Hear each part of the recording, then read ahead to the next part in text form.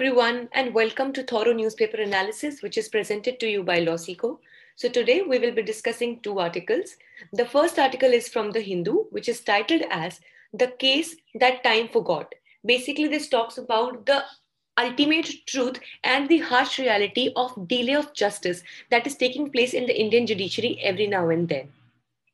And the second article is from the Indian Express, which is titled as Linking Rivers in Bundelkhand. So, as we know that the two important rivers of UP and Madhya Pradesh, Ken and Betwa, have been interlinked to irrigate the area of Bundelkhand in both the states. So, what are the repercussions or what are the consequences attached with this particular project have been discussed in this article. Before moving further, let's have a look at Project Maverick, which is almost free CLAT preparation from Losico.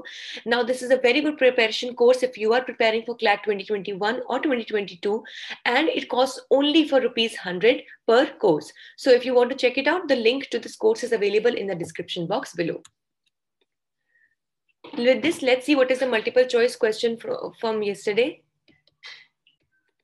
The Gandhi Peace Prize for the year 2020 has been conferred to. Your options are Sheikh Mujibur Rahman, Narendra Modi, Muhammad Yunus, or Ramakrishna Mission. You can write down your answer in the comment section below. This is the descriptive question for the day. River linking projects for the country are a great challenge and at the same time an opportunity to address the water issues arising out of climate change. Discuss. With this, let's discuss the first article for the day, which talks about need for speedy justice. So recently, Vishnu Tiwari, who is aged 43 years, was recently acquitted by the Allahabad High Court in a rape case after spending 20 years in prison. So if we talk about this case particularly, so it was in 2003 when he was sentenced to life imprisonment for rape under Indian Penal Code and SC and ST Prevention of Atrocities Act 1989. Then an appeal had been put before the Allahabad High Court, which was pending for last 16 years as a defective matter. Now, if at all we discuss about what is a defective matter, so it is the matter in which the hearing does not take place properly due to some minor defects in the particular case. Like, for example, there could be some documents that could have been lacking. There could have been some improper filing of a few documents that could have taken place. So this particular case of Vishnu Tiwari was pending in Allahabad High Court for last 16 years just because of the reason of being a defective matter. So as we discussed that here some documents could be missing or the documents could be in wrong format. And the other reason in this particular case was that it did not have a sincere lawyer. And the lawyer who was actually taken up by the family of Vishnu Tiwari in the initial days of the case had actually, almost forgotten about this particular case and was not taking or following up diligently, due to which there was a delay of 16 long years. So here, even the state government did not consider commuting his life sentence after 14 years.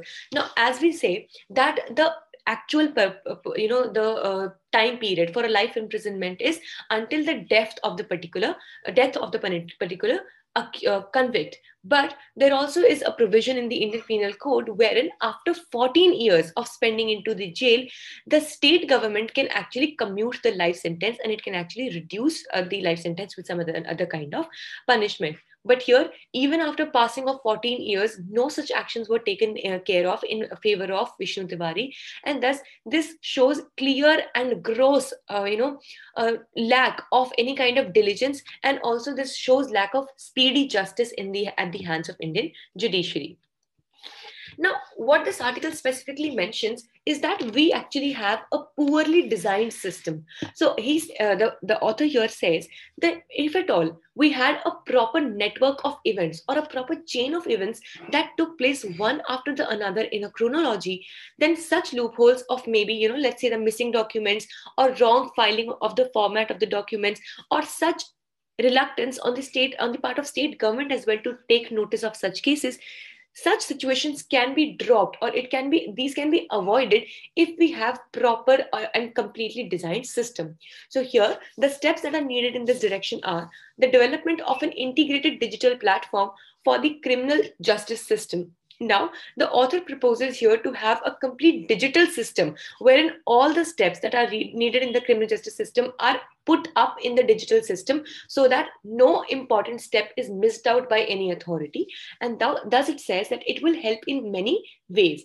Like, for example, firstly, it will provide for seamless coordination and communication between different institutions. Like here, if we talk about, then the various institutions could be the police department, firstly for filing the FIR, then it could be the investigation bodies like maybe CBI or Enforcement Directorate for taking care of other, you know, government steps that had to be taken care of.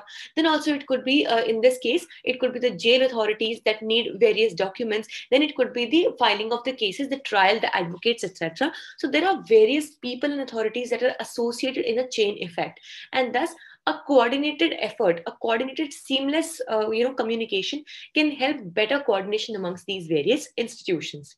Secondly, standardize the format and content of all data across all systems, which would actually avoid duplication of data entry and analysis. So thus proper storage of data can be taken care of.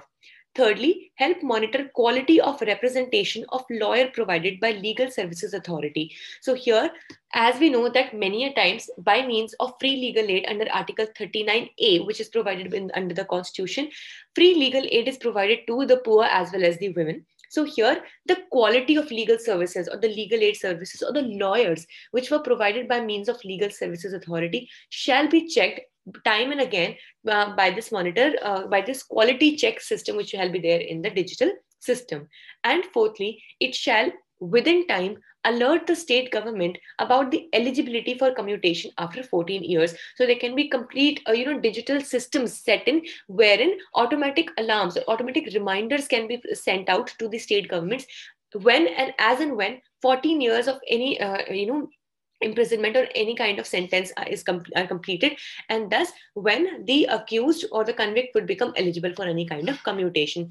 Thus a digital process can make the entire process more coordinated, and it can bring out better results in the long run. With this, let's see the second article for the day, which talks about the linking of rivers. So as we know, on 22nd March, it was World Water Day, wherein a memorandum of agreement was signed between Government of MP, that is Madhya Pradesh, and Uttar Pradesh, and the Ministry of Jal Shakti to implement the Ken-Betwa link project. So Ken and Betwa are two very important rivers when it comes to UP and the Madhya Pradesh.